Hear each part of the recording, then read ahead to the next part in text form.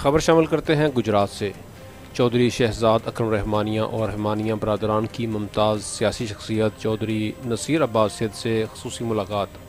गुजरात में बल्दियाती इलेक्शन के हवाले से बाहमी गुफ्तगू।